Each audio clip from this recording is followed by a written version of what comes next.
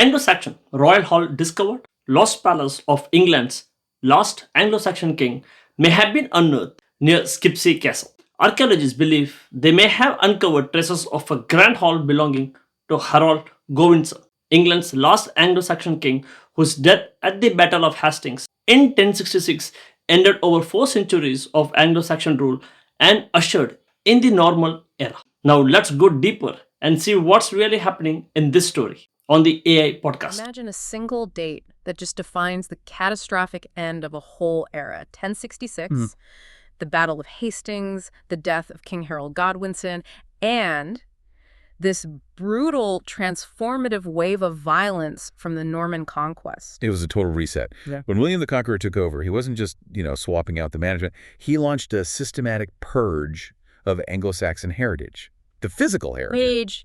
That's a strong word, but it's accurate, right? Oh, absolutely. It was a conscious strategy. The Normans knew that to really cement their power, they had to change the landscape itself. Your great timber hall, your seat of power, they dismantle it, burn it, or literally bury it under a new, imposing Norman castle. They were burying the ass. It was an architectural statement, a way to extinguish the very memory of the rulers who came before. And because of that near-total erasure, finding any surviving physical legacy of the Anglo-Saxon ruling class. Well, it's incredibly rare. It's a genuine archaeological miracle when it happens. It's a profound window into a lost world. I mean, when we talk about finding an Anglo-Saxon royal hall, we are basically talking about the architectural holy grail. Which is exactly why today we are doing a deep dive into this spectacular ongoing discovery near Skipsea Castle in Yorkshire. Ah, yes. Our mission here is to give you the shortcut to understanding what experts are calling a compelling convergence of evidence. Evidence that points toward a high-status center belonging to the last Anglo-Saxon king himself, Harold Godwinson. And that is a massive claim, but the evidence is really, really stacking up. You have this team from the University of York, co-led by Dr. Jim Leary, and for 2 years they've been excavating right next to this old Norman fortress. Skipsea Castle, built around 1086, so right after the conquest. Exactly. And the exciting part is they didn't just find some old foundations. They found the very secrets the Normans tried to bury. Okay, let's start with that physical setting, because the location itself tells a story, doesn't it? It really does. The dig site is right beside the massive mound, the motte, that the Norman fortress sat on. And it's on the edge of what used to be a huge ancient lake, a mere. So a strategic, defensible spot. Very.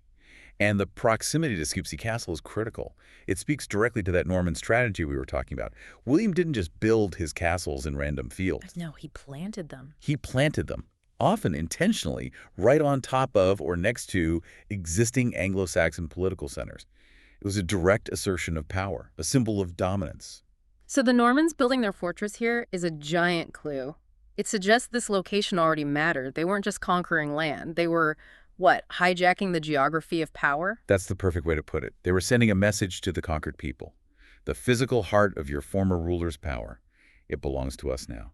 So if this complex is what they think it is, we've found a physical piece of that lost legacy. Something that was meant to be forgotten. And I should mention, this is part of a much bigger 6-year project. And for those of you who want to see it for yourselves, this dig is going to be featured on the BBC's Digging for Britain series in January. They've definitely hit pay dirt. Okay, let's unpack this. Let's get to the ground level. What did the team actually find that made them go from old foundations to, potential royal hall? Well, the discoveries are layered, which is fascinating. They span centuries, but they all point to this continuous high-status occupation. But the first major find, that was something nobody expected. The Anglo-Saxon mold house. Yes. One of the co-directors, Elaine Jameson, said it was a complete surprise. And it's this substantial, long building with a huge oven inside, almost like a tandoori-style oven, built to generate immense controlled heat. Okay, but why does a big oven automatically mean high status? Couldn't any village have a brewery? It's all about the scale. Malting grain is the first step for brewing beer, and beer was, it was a staple of Anglo-Saxon feasting culture, a social lubricant. The fuel of the Great Hall. Exactly. And a malt house this big suggests you're providing for a huge retinue, hundreds of people. An ordinary settlement just wouldn't need that capacity. This was an industrial operation. And they have the physical proof, right? Charred seeds, heat-stained soil. Oh, yeah. The evidence is clear. Yeah. But here's the crucial part. The dating. This structure is much older than 1066. It's from around AD 750 to 850. Wow, okay, so this spot was an important center for centuries before Harold was even born. Precisely. It establishes this long continuity of elite power. As Dr. Leary said, it's not the sort of thing you find in an ordinary settlement. So it makes sense that a man as powerful as Harold would eventually own a site with that kind of history. But the next find, this is where we get the direct connection to the king himself. This is where it gets really, really interesting. I found a sunken tower. Yes. A square building with a deep cellar and post holes. It's a very, very rare type of structure in Anglo-Saxon England. Finding this immediately elevates the site beyond, just a standard lord's manor. And is there a parallel for this? Something that links it directly to Harold, or is it just a general high-status thing? This is the intellectual leap. Dr. Leary drew a direct and, I think, very compelling parallel. We already know that Harold Godwinson owned a similar structure. At his family estate in Bosham in Sussex. Exactly. And that's not some obscure historical footnote. It's literally woven into the Bayeux Tapestry. Absolutely. It's right there in the tapestry. The scene shows Harold at Bosham, at his tower, just before he sets off on that disastrous trip across the channel. That visual record confirms this specific, unusual building type was part of the Godwinson families. Let's call it their architectural signature. Their signature, I like that. So finding another one on land he's known to own in Yorkshire is incredibly compelling circumstantial evidence. It's like finding his personal calling card. It ties the building directly to the man, not just the period. It's no longer just a wealthy site. It's a major center, under the control of the most powerful family in the kingdom. That's the argument. And it gets stronger. Because there's another structure, right? One that brings us right up to the eve of the conquest. Right. They found evidence of a massive great timber hall built directly on top of that earlier mall house. Layer upon layer of power. Exactly. And while the dating on the hall isn't finalized yet, its sheer scale suggests it belonged to a very powerful household active right before 1066. The malt house, the rare tower, the great hall, it all tells a story of continuous elite power that was just suddenly cut short. The structures lay the foundation, literally, for high status. But the artifacts, that's the proof of luxury, isn't it? What was the standout find? The standout find, according to Dr. Leary, was a piece of worked amber. Amber. Yes, and not just a raw lump that washed ashore. This piece was clearly being shaped into jewelry on site. So that implies what? International trade, skilled craftspeople living there. Both. Amber was a luxury import, most likely from the Baltic region. Working it on site means this wasn't some remote outpost. This was, as they said, a place where luxuries were enjoyed by wealthy individuals. It confirms it was a major center of wealth and consumption. And this is the final piece of the puzzle, right? Where the archaeology lines up perfectly with the history. This is where it all clicks into place. Historians already knew this land was under Harold Godwinson's ownership before the conquest. That's a documented fact. So you have the physical evidence of immense status, and you have the confirmed land ownership. It makes the hypothesis extremely robust. And Dr. Leary is suggesting that this whole complex could be the long-lost, lordly center of Cleaton. Cleaton, the settlement that's in the Doomsday Book, but was thought to have just vanished from the map. The very same.